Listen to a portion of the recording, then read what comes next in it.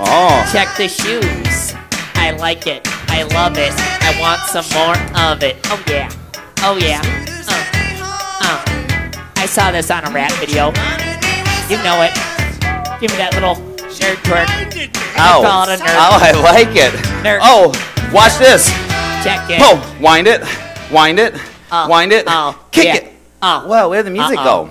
We're on. Oh, I hope they didn't catch us. Well, maybe they did. I hope they didn't catch our moves. Write it down. Hey. Yes. What's happening, Professor? Hey, Professor Alexander.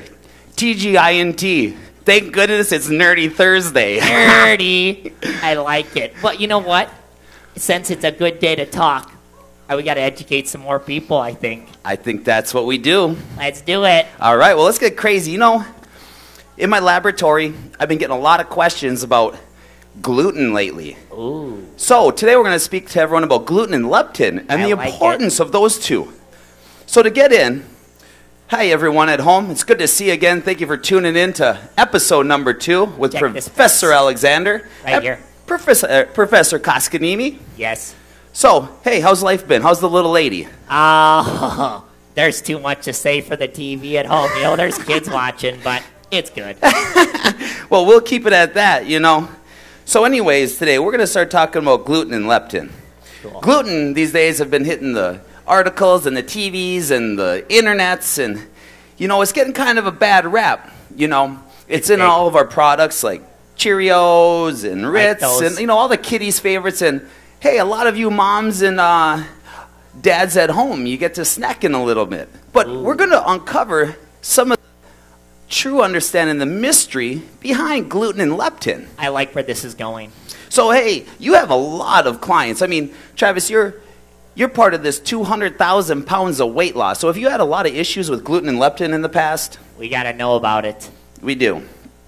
So to begin, everyone, leptin is a very important hormone of the body. Leptin provides satiety to the brain. Satiety is that fullness. So when you eat something, you feel full and you stop. So we're going to draw a big fat cell for you. So fat cells, when you take in food, fat cells release leptin. Okay? It releases leptin.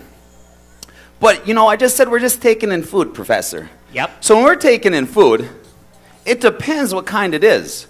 There's two things that really influence leptin. 1 and 2? 1 and 2. 1 is carbohydrates. Bingo. 2 is sleep. Go. Oh, yes. That's a good one. So the food. Now, it depends on the type of foods we have. As you see up here, we got some gorgeous fruits, some apples, some oranges. Yep, I can juggle too. Gluten-free, whole foods. Mama Nature made these. Products, boxes, wheats, grains, gluten's in them. So when we take in those carbohydrates, we're going to call them CHOs. Now it depends what kind we have. If we take in our gorgeous Mama's Made food, you don't got to worry. But if you take in those cookies, crackers, Triscuits, Ritz, there's gluten involved. Oh. So we're going to say there's these little glutens that are coming.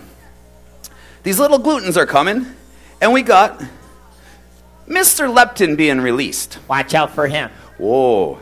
What happens? This is going somewhere. This gluten attaches to the leptin.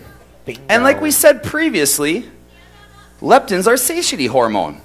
It dictates if we're full, if we're not, if we're burning fat or storing fat.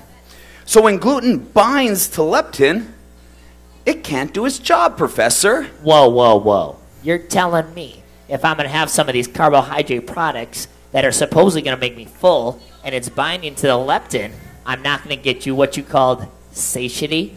You're not going to feel full, Professor. Oh. This is good. But let's stop for a moment. There's a couple big things everyone that's been reading always goes to. They're like, I'm gluten sensitive, or I have celiac disease. Have you heard of these? Plenty of times. What do you know about celiac, Professor? Well, celiac is when there's an inflammation in your intestines, and that's what's going to cause this sensitivity, but not an allergy. Exactly. So what we have is when we have a sensitivity versus an allergy, so celiac disease, there's 1% of the population that has this. 1%. You know what that means? What's that? 99% of everyone does not have it. Science. So that's really the allergy. That's really where you have to stay away from gluten.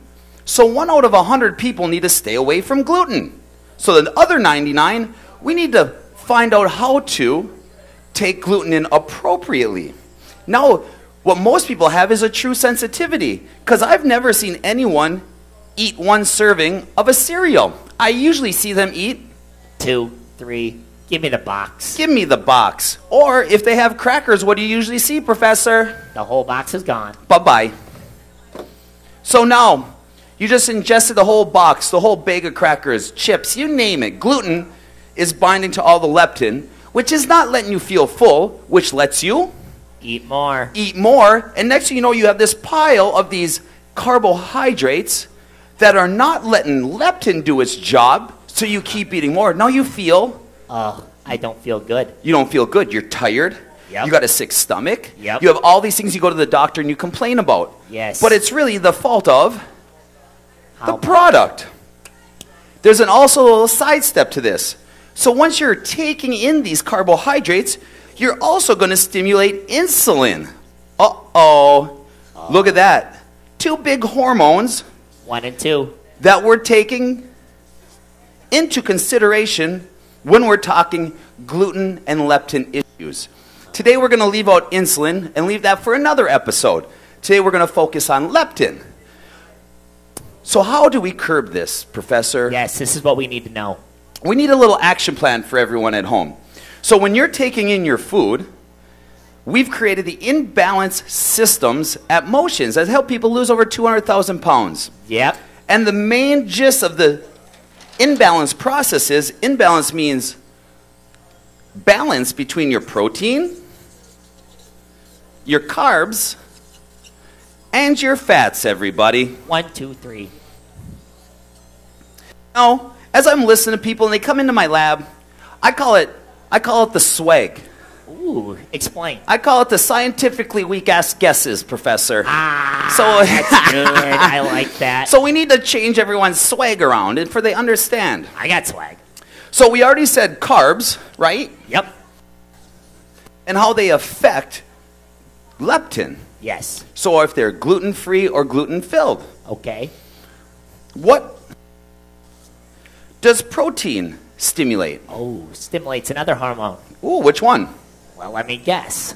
If I had to take a guess, I'm out of it. Growth hormone, buddy. Bingo. It burns fat. It builds muscle. It's an amazing hormone. I like muscle.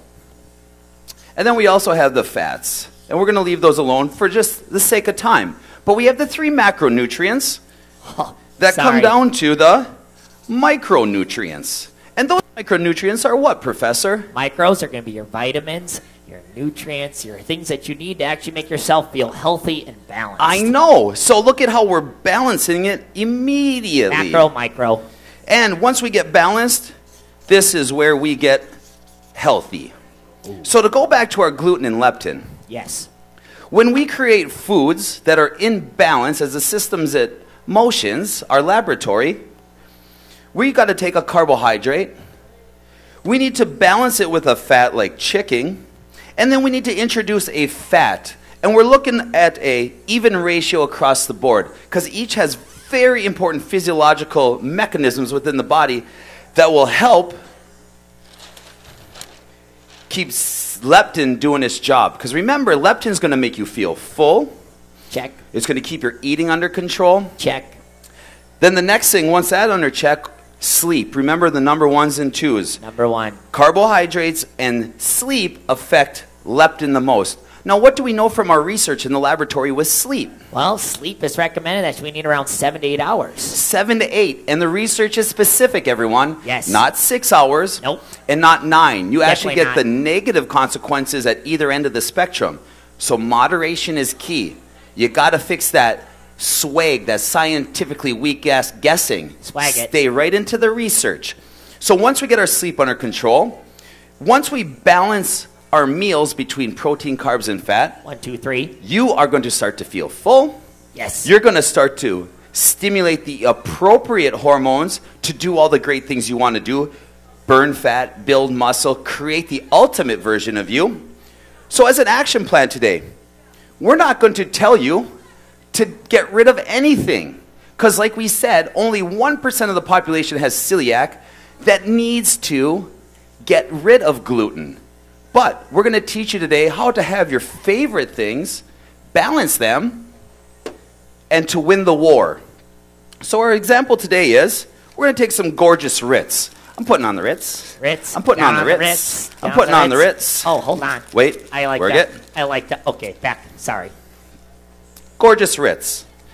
Now, Professor, do you know exactly what the serving size of the Ritz are? I'm going to guess 7. Ooh, 7's a good guess. It's actually 5. Darn. 5 Ritzes for the appropriate amount of carbohydrates from that. Now, we're going to add a gorgeous fat to that. A gorgeous piece of cheese. Now, if you have beautiful squares of any flavor you like, and you chop them, what do you realize you already end up with? Ooh.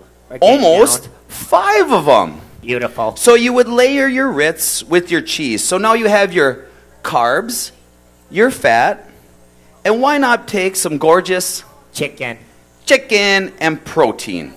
Protein is going to stimulate your growth hormone. Fat's going to do all the amazing physiological properties it has, and the carbohydrates are going to be held under control, keeping leptin in check. And that right there is a mini sandwich. You have your 5 mini sandwiches. You've just taken in exactly between 300 and 350 calories. And in our network, ladies, you need to be taking 300 calories every 3 hours. Now, to help you along and stay on track, get one of our imbalanced journals that will educate you and teach you and keep you on course. And we also have some big breaking news. Big news. What is this? Professor. Our book is coming out in 10 days. Bingo. February 16th, the Motions Fitness Nutrition book will be out. So if you are loving all the information from the episodes, imagine having it all in the palm of your hands. Plus, we're giving you supplemental nuggets here that's going to extend what the book has.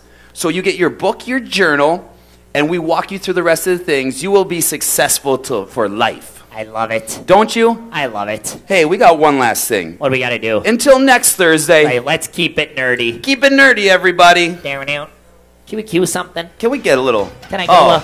Just show it. Get it. I like it. Get it down. Get low. Oh. Get low. I like it. I never know when I'm going to bust it out. Science. Science is real. Get it. Work it. Yeah.